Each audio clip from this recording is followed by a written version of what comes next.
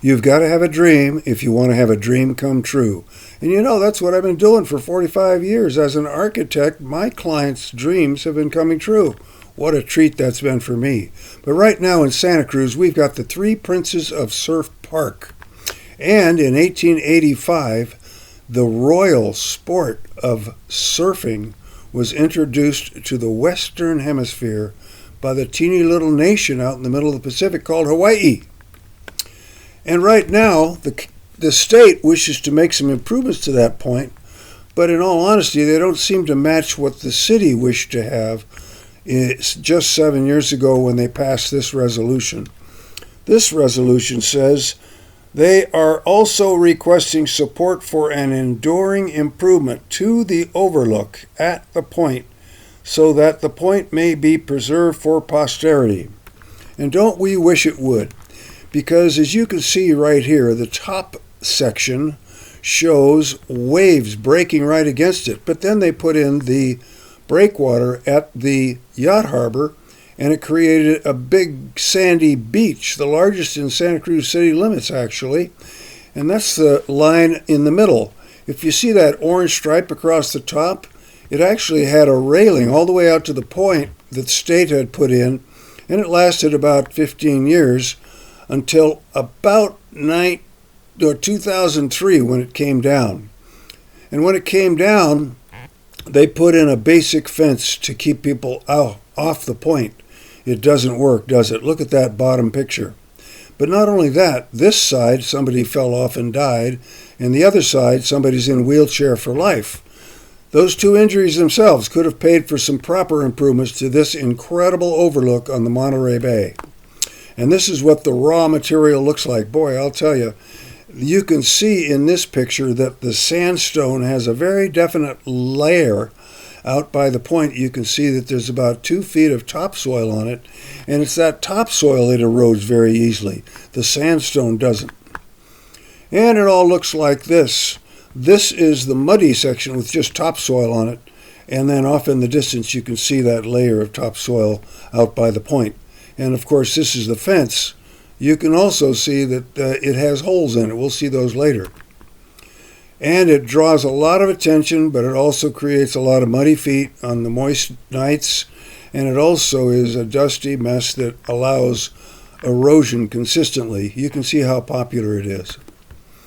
And here's that problem of erosion. This trail has actually become a little veil of water in the wintertime. But as you can see from this broken fence on the left, nobody is stopped by that fence. And you know what the intention of it is? Liability. It says on it, do not pass. And therefore, people who do die from falling off the left and get into the wheelchair from falling off the right, they don't have any lawsuit ability against the state because they were breaking the rules. But we could do something beautiful. And this is a good example of that. This is an overlook on the island of Oahu, and it is beautiful, except ours should be wider, and ours should be even more durable. So, given durability as a goal, we really should have not walking on dirt, but rather walking on a good, solid concrete surface all the way out to the point. And that concrete surface has to be put in correctly. I have drawings at the end of this presentation which can show what correctly means. But notice here, up at the very top is a archway overlook. You'll see more of that later, but that's a good opportunity to watch sunsets every evening. And then that stairway going down to Seabright Beach is an absolutely critical thing because goat trails on either side of this wall, which is on the right, those goat trails are undermining the foundations right now. Well, we have a lot of support, and I mean it. We have a lot of support for the idea of improvements to the point which are lasting and also, hopefully, bring back the amazing views that are on the point. Visualize it. You have Seabright Beach, you have Moss Landing, you have what would be Salinas Valley, but the horizon of the earth cuts off the Salinas Valley, and so it makes it look like Monterey Peninsula is an island. Then you look out on Wednesday nights, you see sailboats. Oftentimes you see, not often, but You can see whales and certainly see a lot of seals. Turn your head and you look off towards the wharf, the lighthouse, the main beach, Dream Inn, and of course the boardwalk, and finally the San Lorenzo River just before you get your eyes back to the Seabright neighborhood. As you can see, these people in here are notable individuals in the community of Santa Cruz. I also like to say you're looking at the ability to get this thing built. By that I mean these 60 or so signatures aren't just anybody. I indicated earlier that this is bringing surfing to the Western Hemisphere. That means it's an international concern. And if you look carefully, there's people that have absolutely influenced the entire world on this signed petition which says we want to do it. I would venture to say this is in the hundreds of millions of dollars in net worth, and it's probably spare change to get this improvement built to many of these people. I have commitments from verbal intention anyway from 3 individuals at $100,000 apiece, and I think it's going to be six people. So this is a little closer look of actually what's happening. You can see that these walkways, yes, they carve down from East Cliff street level, which is about 2 feet below the peak in the middle of this upper walkway. Because of that, we can carve it into berms on either side, dropping the sideway gradually for handicap access all the way out to the point. Now, I had mentioned that little arched area at the very top left there, and you know what? That's the most beautiful place for sunsets in all of Santa Cruz. I can almost guarantee that. Then just below that, you'll see a little arm going down along the San Lorenzo River. What for? Well, it's because that beautiful little cave down there is fun to inspect. But not only that, the San Lorenzo River itself has many, many, many different personalities. As a matter of fact, a few of those signatures you just saw actually have saved lives in that cave. They were lifesavers there. I forgot to mention that in that picture was also the person who brought surfing into the Olympics and the first person to win a surf contest in the Olympics.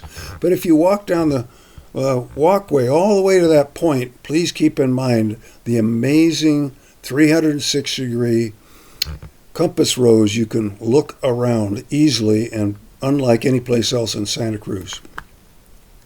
And that's what these people are doing. Actually, they're watching in a sunny sunset, and that particular location, which is also about where this observation archway could be, so that people could sit and watch the incredible sunsets. And they are. From that point, I've been watching them for 23 years. As I walk my dogs down there and catch it in the evening, it is absolutely spectacular, almost 40% of the time. But this is what it looks like from a little higher view. You can see I was having a margarita at my friend's house.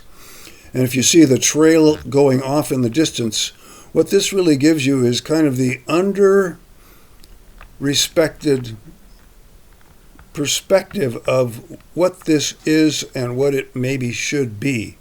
It is a place of international significance. Did you know that surfing generates $4.3 billion a year in economic vitality?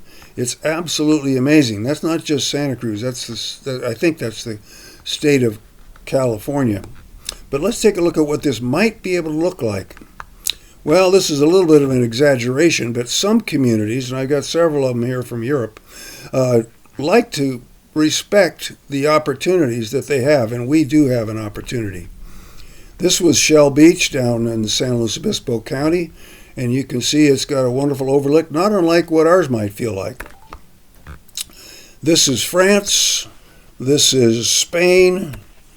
This is what we have is a crowd of people all wanting to be down there anyway, but no protection from them for falling off.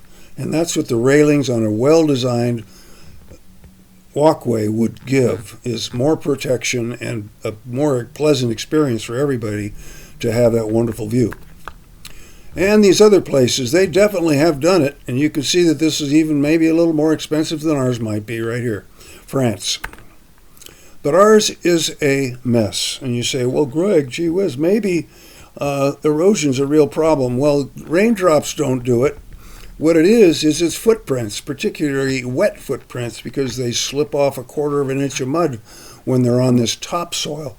They don't do that to the sandstone, though, and more importantly is the fact that this overlook would be up in the air about 2 or 3 feet, so it would discourage people from jumping off onto the end of this outlook. That's exactly what this is, the end of the point.